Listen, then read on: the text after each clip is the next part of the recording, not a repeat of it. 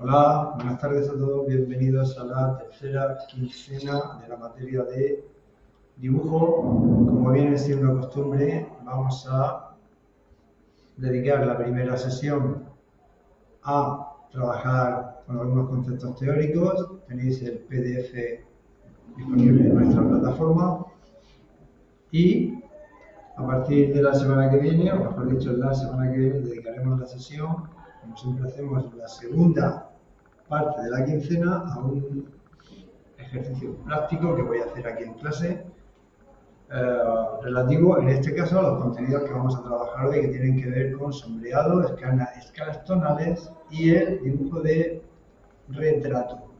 Así que espero que sea interesante para todos nosotros.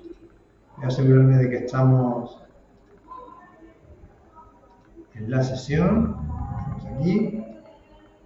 Estoy grabando la sesión que va a estar disponible a partir precisamente de esta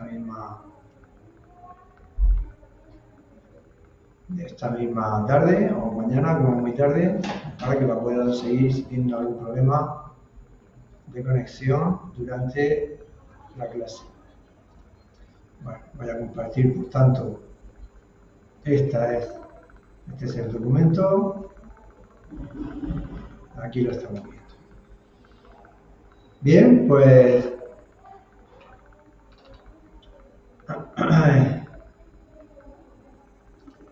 vamos a empezar recordando o haciendo mención a la luz, claroscuro y color. Ya la semana pasada, en el ejercicio práctico de final de segunda quincena, les propuse una actividad que espero les haya sido útil para trabajar precisamente con sombras, para aplicar sombras a objetos, a figuras, a sólidos tridimensionales. Esta semana, esta quincena nos vamos a centrar en trabajar con formas orgánicas, en concreto con el retrato. Y para eso vamos hoy a comentar esta serie de parámetros que son necesarios para construir un buen retrato. Vamos a empezar por el sombreado y la mancha, que es una escala y clave tonal. Como recordarán, la semana pasada dijimos, para poder dibujar correctamente con sensación de volumen, hicimos un ensayo de una escala o un gradiente de grises, una escala de grises como la que tenemos aquí. Hicimos en esa práctica hasta 6 niveles de gris, pues hicimos una escala progresiva y una escala como la que tenemos aquí, lo suficientemente graduada como para poder ver esta intensidad desde una tonalidad, un gris lo más suave posible hasta alcanzar los niveles que el material que utilicemos nos pueda permitir, claro.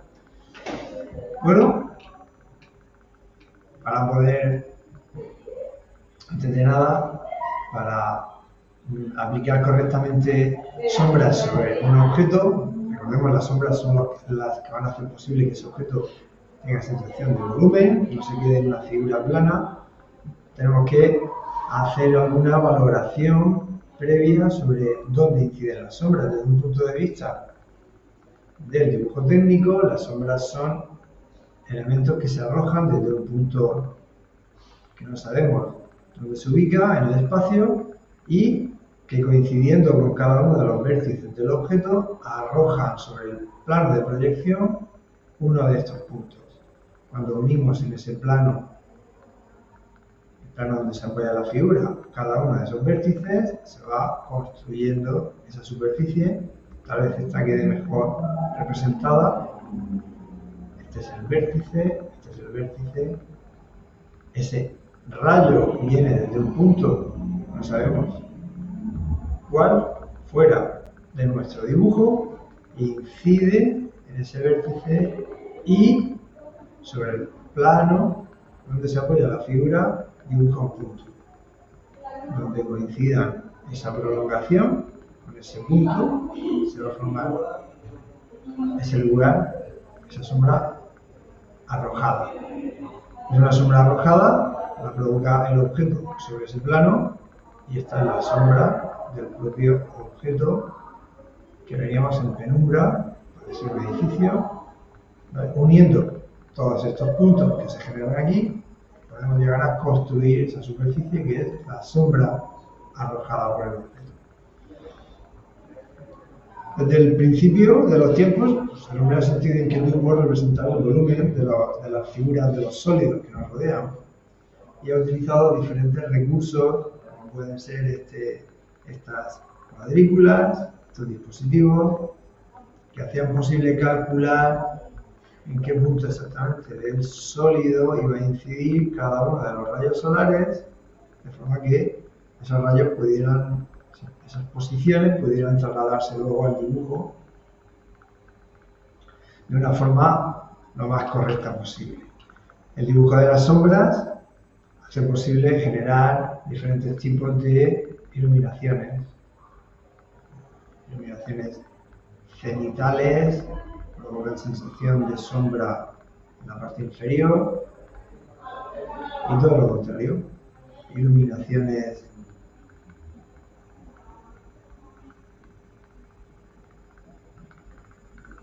en la parte inferior provocan sensación de penumbra siempre en la parte superior.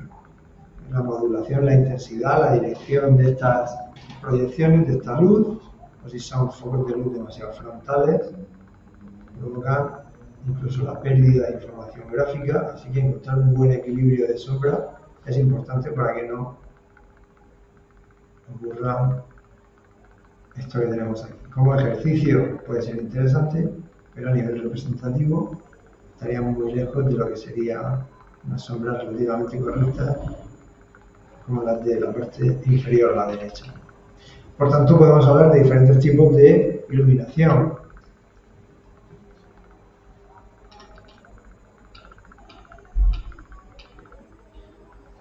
Una buena solución para dibujar sombras a partir de un modelo consistiría en partir de una serie de tonalidades básicas e ir insistiendo en esas tonalidades poco a poco hasta alcanzar el nivel de representación que nos interese. Lo que quiere decir que podemos partir de diferentes claves tonales. Si volvemos al principio, ¿vale? Podemos trabajar en un principio con una clave tonal suave y poco a poco ir subiendo hasta alcanzar los niveles de intensidad de negro que el material que utilicemos puede lograr. Lo hemos visto perfectamente. Aquí estaríamos en una clave tonal muy baja y aquí en una clave tonal media alta, lo que quiere decir que nos hemos aproximado al límite de negro que puede alcanzar nuestro material de dibujo, ya sea un lápiz, ya sea carboncillo, sea un lápiz grueso. Es un ejemplo de qué manera la iluminación aporta información o genera zonas de luz, penumbra,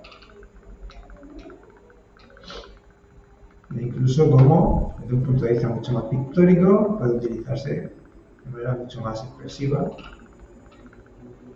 de una forma mucho más clásica, para el típico recurso de dibujo de yeso. Los que vayan a estudios superiores o a escuela de arte o a escuela superior de diseño tendrán que enfrentarse a este tipo de solución, sí o sí, con lo que podemos obtener resultados verdaderamente interesantes, un nivel de realismo muy notable, cuando llegamos a dominar suficientemente la técnica de dibujo.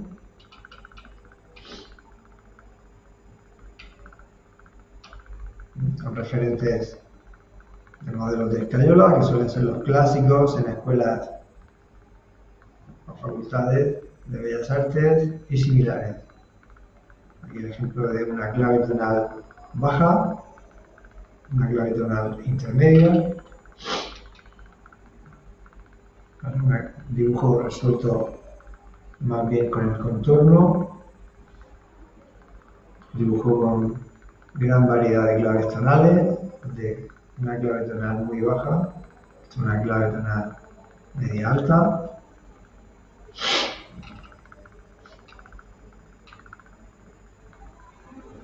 un dibujo de Picasso, siendo bastante joven, a ver si somos capaces de llegar a este nivel de expresión.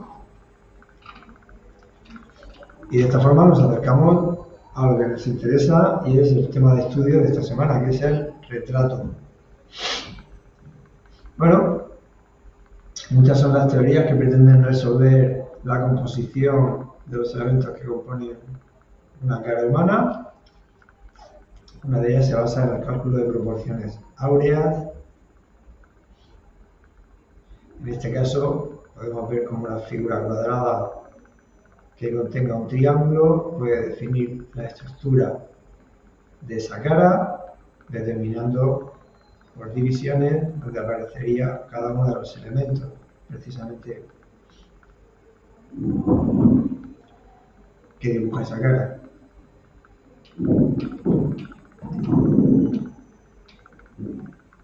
Uno de los trucos para empezar a dibujar retratos de una forma lo más controlada posible es a partir de un óvalo. Si ese óvalo lo dividimos a la mitad, tenemos aproximadamente la línea de los ojos, justo a la mitad.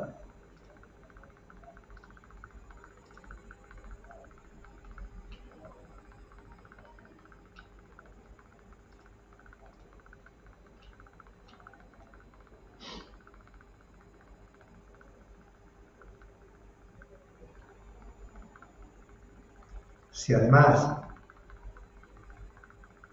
esa vertical la dividimos, divide justo el óvalo en un eje vertical, lo dividimos en tres partes, y lo tenemos, un tercio, un tercio, un tercio. Tenemos localizada el límite de la barbilla, el límite de la nariz y la posición de las cejas. Y a partir de aquí, con esa distribución, podemos determinar que el ancho de la nariz es igual a la anchura del ojo.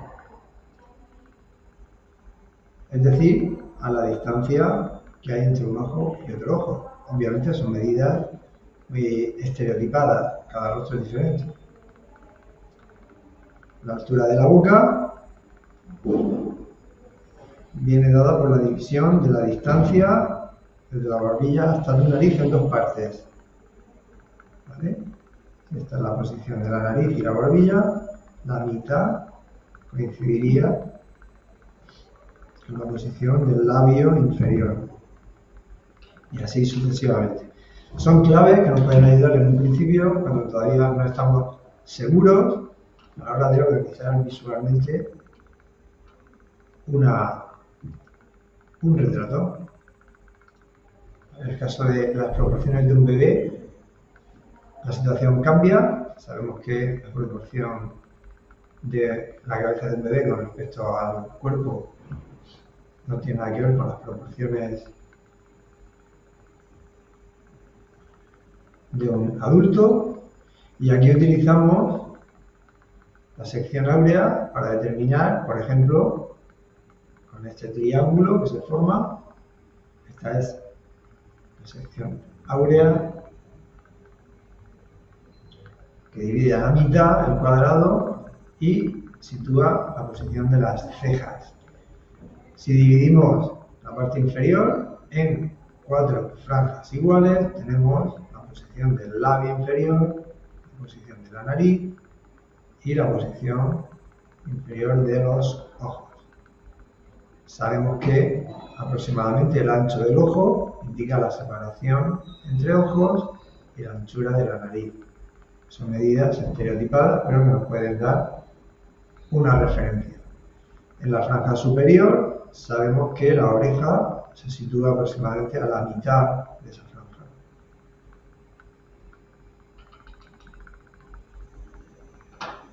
Bueno, hay un montón de material que podemos utilizar.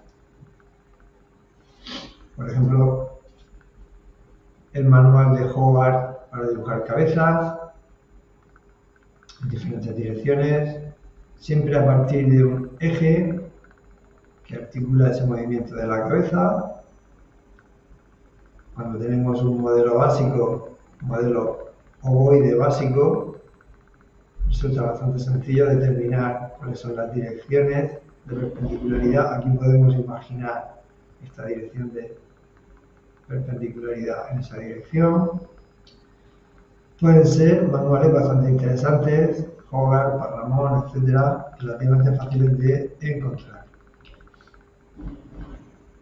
Un cálculo de proporciones de Leonardo, que se ajusta mucho al cálculo de proporciones áureas, como he dicho hace un momento, donde la cabeza queda inscrita en un cuadrado, la mitad de ese cuadrado corresponde con el ojo.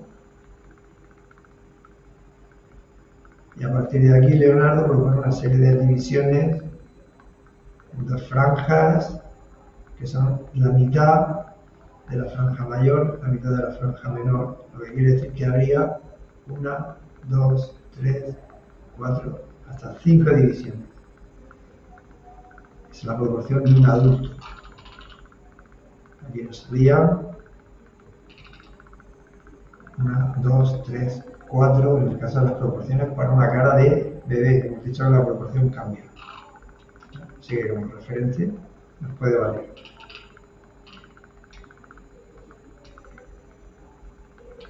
Es difícil que podamos conseguir una calavera humana o de un homínido, pero es un modelo fiel en el que podemos calcular efectivamente esta serie de relaciones de partes entre sí, eje vertical, eje horizontal y esas divisiones horizontales que determinan la posición o bien del labio inferior, que quedaría mucho más abajo, ¿vale? Y el final de la nariz. Así pues, es cuestión de encontrar un método de cálculo que nos sirva precisamente para determinar esos puntos. Para jugar nuevamente, localizar este punto que indica justo el centro, separación central de los ojos, donde convergerían las cejas, haría posible, si tirásemos hacia abajo de ese punto, veríamos ligeramente inclinada la cabeza, este punto superior que coincide con el extremo de la cabeza se vería desplazado hacia abajo, así que esta forma elíptica daría forma a esa relación de elementos que harían posible variar el punto de vista hacia abajo o hacia arriba, asintiendo hacia abajo o hacia arriba.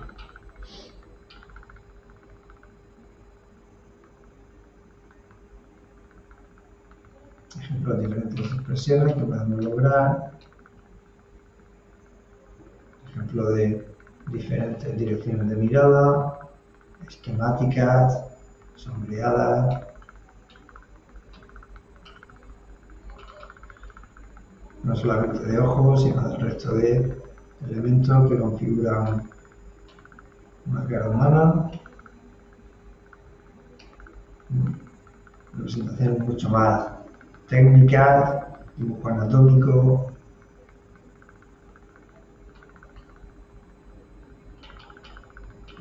Un dibujo mucho más expresivo, más directo, más inmediato.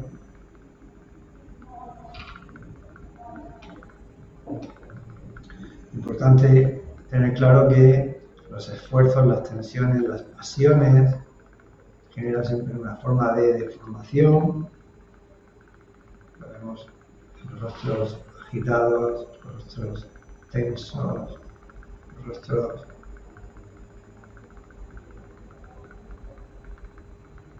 que fijan su atención en algo que genera inquietud. Es un tipo de juego expresivo muy propio del periodo barroco, que en pintura se trabaja con profusión, como en el caso de Caravaggio.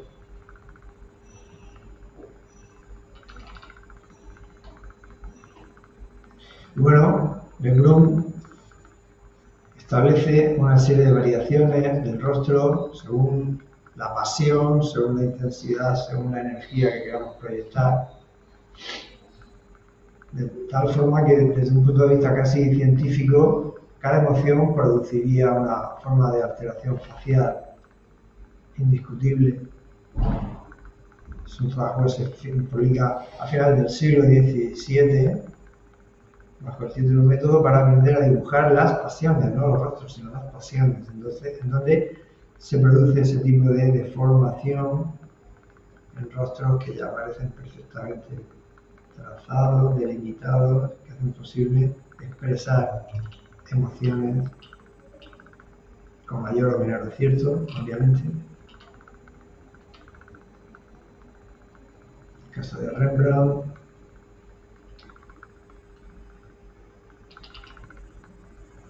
El caso de Durero, Portormo, Boilly, Van Gogh,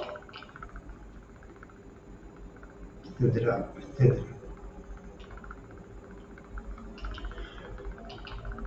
En el ámbito de la escultura, a finales del 1980, 90,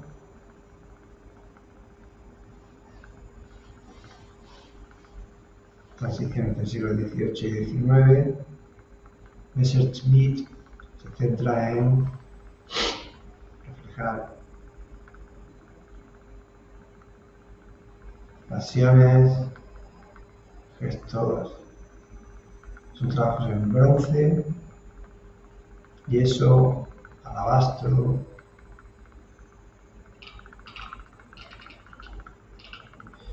Y bueno, para que tengamos una referencia clara,